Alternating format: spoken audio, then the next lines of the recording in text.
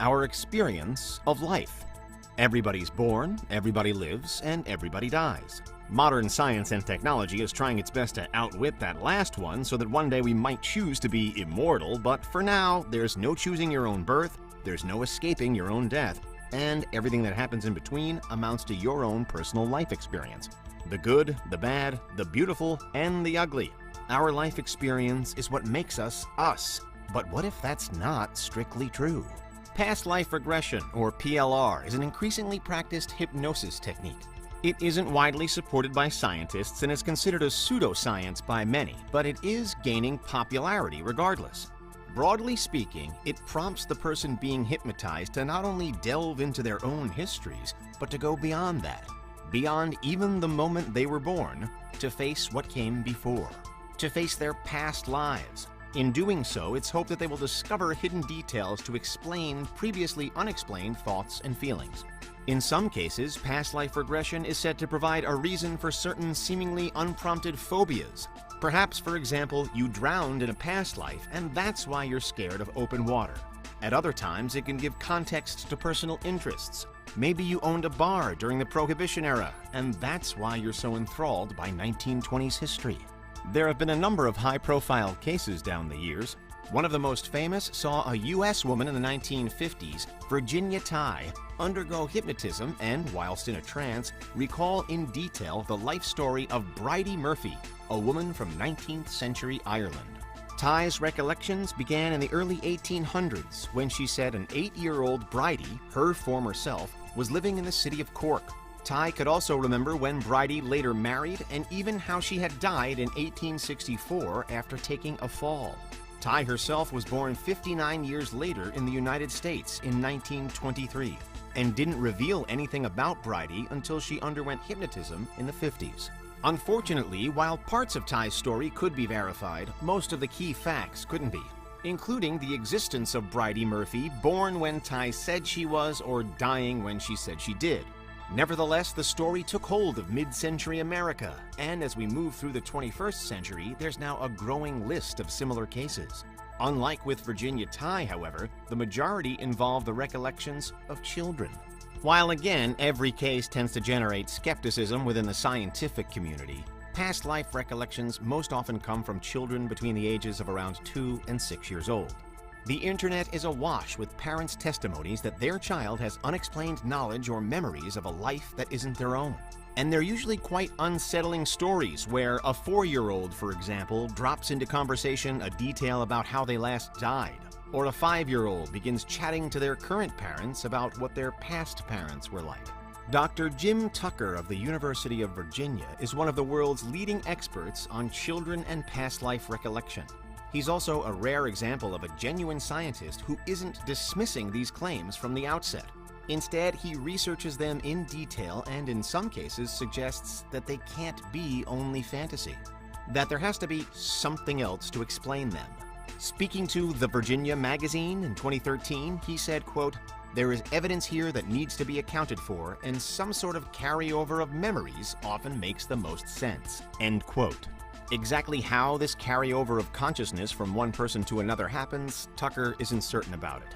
If he was, he will have made perhaps the greatest scientific breakthrough of our age. But he suspects that quantum physics has something to do with it all. Finally, Tucker says that strong recollections tend to fade away at around the age of 6, at a point where a child seemingly leaves their past life behind and continues with their current one. For many, this ties in with how our memories seem to work. Our earliest memories are usually from around this time in our lives, while everything beforehand is a blank or a blur. All of which means that as adults, it's all but impossible to have the same recollections. Unless, of course, you undergo PLR hypnosis, and it works. But now, let's imagine what life would be like if remembering past lives wasn't a murky pseudoscientific phenomena, but was instead an expected facet of the human experience. How different would the world be if everyone living in it wasn't living just one life, but was actually living the latest in a long line of lives? It's a uniquely bizarre hypothetical scenario. For one, the breadth of knowledge that everyone would have would grow immeasurably. Yes, in the real world, we can take an interest in history and try to learn from stories of the past, But in this alternate world, we'd have a much better understanding of all that came before us. We'd remember wars, revolutions, celebrations, and scientific breakthroughs, because we will have lived through all of them as our past selves. Perhaps then we'd all be ultra-intelligent. In line with the popular saying, we'd certainly have wisdom beyond our years in a very literal sense. We'd also, hopefully, have a greater number of happy memories to draw upon. We'd have more friends from our past to think about, more loved ones, more school days to reminisce over, and more holidays to look back on with fondness. If, say, we were feeling down in the 21st century, we could briefly transport ourselves to a happy moment from an earlier time. We'd carry more reminders within ourselves that life is great. But despite the benefits, it wouldn't be all good. Even with the past life recollection stories of today, they usually focus primarily on stressful or traumatic times. For example, if someone claims to remember their own death, they usually claim to have died in a particularly disturbing or frightening way.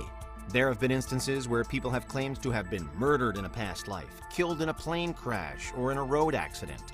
Regardless of the skepticism they receive, it's rare that a past life recollection would include dying peacefully at home, surrounded by family. Naturally, if everyone could remember their past lives, then most people thankfully aren't going to recall being the victim of a gruesome murder. But nevertheless, the negative moments that did occur in their former lives will still be carried through as well. Accidents, injuries, relationship problems, illness, financial issues. All of us are likely to encounter any number of these things over the course of a lifetime. We learn to deal with them and move on. But if everyone could remember their past lives too, then there'd be so much more that they'd have to move on from every single day. There's no doubt that remembering past lives could become a severe mental burden.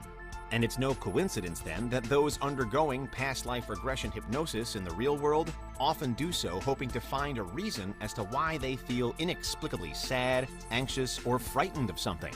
Until such day as past lives are unequivocally proven, the practice will always attract doubt and ridicule.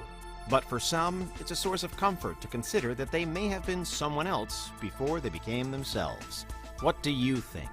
Do you believe that this life is all there is, or that there's something more? Would you be open to past life regression, or would you rather focus on the here and now? And in a reality where we did all remember our former selves, do you think it would be a source of joy or despair?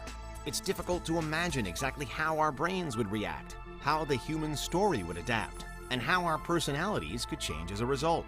But that's what would happen if you could remember your past life.